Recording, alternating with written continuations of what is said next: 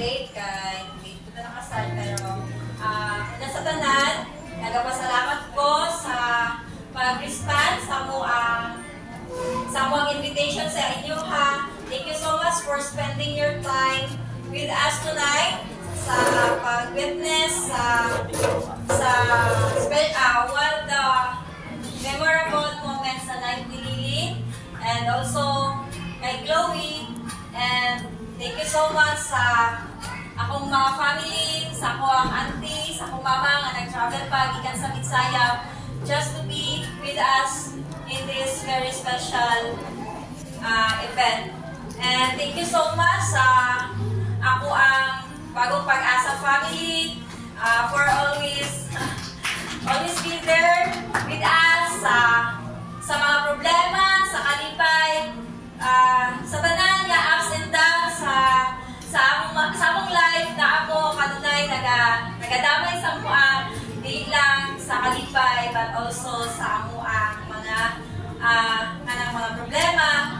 So thank you so much thank you kaayo sa support emotionally and financially. And also sa akong mga friends and sa mga classmates ni Lily na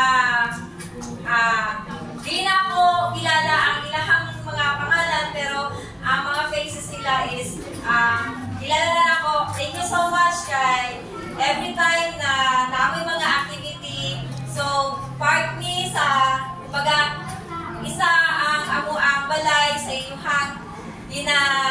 ginaatuan sa inyong mga activity, mga kung sabay nyo ginaano. Thank you so much kay nagasaling po sa mua. So, sa ingana nga bagay no, dako na siya nga factor nga ginasaling video inyong safety sa mua. So, thank you so much sa pag-attend, sa pag-response, sa invitation ni Nash, Lily, or Nash Rhea sa iyahang 18th birthday. And also, thank you so much sa Palmera Garden Hotel, sa inyong accommodation, and most especially to my to my love of my life. Ay, asa naman to yung love of my life? Thank you so much for always all out support, no? Kiss! Usahay, napag na sa Kalooban, pero kay Lashimayin mo. Lashimayin mo, kay ako ba? Kiss! So, hindi ka ito. So, ang karata sa part sa akong message. Kiss! So, to my Lily, my first princess, 18 years ago, my life was so plain. I don't know what the meaning of life is. All I know is paglaag. Wala lang, isip ko lucky. So, nga na lang ang life para sa ako until God blessed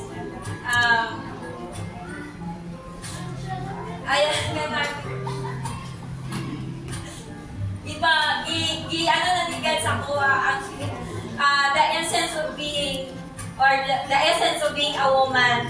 So, dito na, di ba, ano siya kasagaran sa mga question and answer. So, what is the essence of being a woman? So, for me, the essence of being a woman is to carry a life, no, for 9 months. And then, ito na, nung paggawas na niya, my point of view was changed. No, from the first cry na niya, tanan na mga sacrifices ako na nagigidanasan ako sa kong pag-labor sa iya. Tanan to siya, tunadunggan na ako ang imong ilap na nawala tanan na ako makapoy.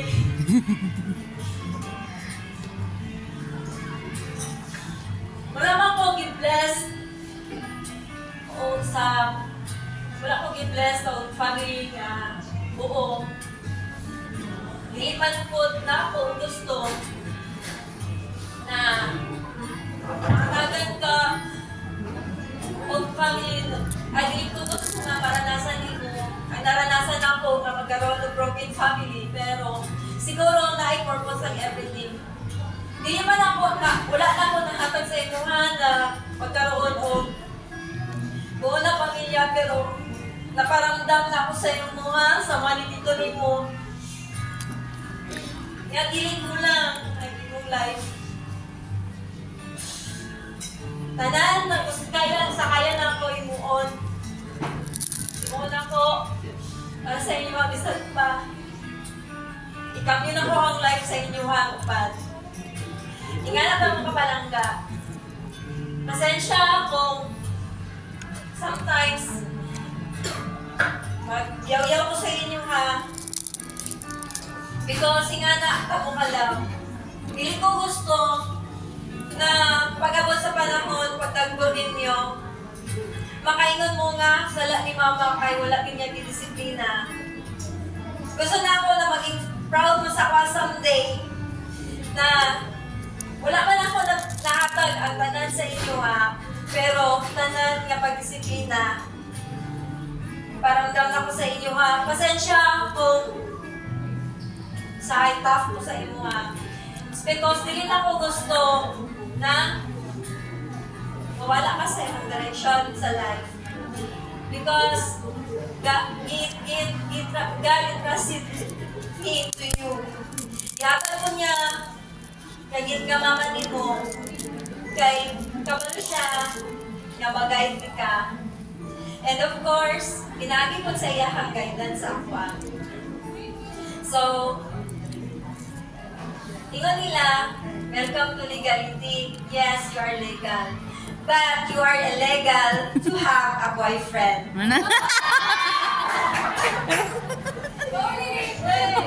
Yes! Unsa ang ingon sa imuha? Pagpiyaging adlaw. Walay mawala sa imuha kung dili ka makauyab as long as nag-eskwela pa ka. Pero pag nag-upagpiyag ka, nga nag-eskwela pa ka, possible na mawala sa imuha. Wala na siya. So, ingon sa verse, mga please ako Bible. So, ingon sa verse, Proverbs 3, verse 5, trust in the Lord with all your heart and lean not on your own understanding. So, kung magkuhan na ka nga, kapalo naman ko, unsay tama, unsay mali, no. Dili na siya tinuon. Kaya even kami na mga parents na sometimes dili pa nang mabalaan unsay tama, unsay mali. Nagasikya mo yung mga advices sa ubang tao. Kaya dili man nato na makita atong mali, ubang tao na siya ang makita sa atong mga mali. So same as to you. Dili mo makita imong mali. As a parent, ako ang makita na ko kung tama pa ba imong ginahimo o dili. So, wala to siya. Ako kinapray always sa inyong hand na maabot ang panahon na maabot ninyo inyong mga pangandoy. Bisag dili mo na mo ginaobliga na kanang magbalos mo sa mua, hinigdalag ko ninyo. Because it is our responsibility na mapadako mo nga tarong o mapahuman mo og eskwela. Mao na siya ang among responsibility sa inyo ha.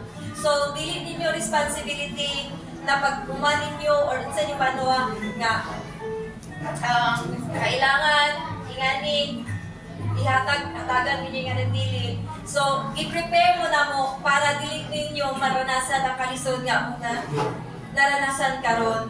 Para kung unsa man ko ang mga kalisod nga mong nagian, lahi na po ang inyong naada mo sa katawayan kay tungod prepare na mo sa pagawas ninyo sa kanang pagdagko ninyo na kahuman na mag-eskwela, so prepare na mo.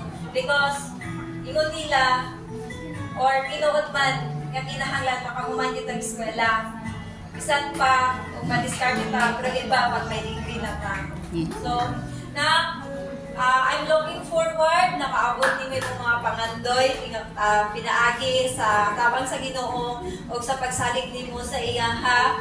And I hope na ang mga tao na nakabalibot sa imuha, dili nimo baliwalaon kung unsa ang ilang mga tambag sa imuha because makatabang na siya sa imong future. And so, all of to na, happy birthday and I love you so much.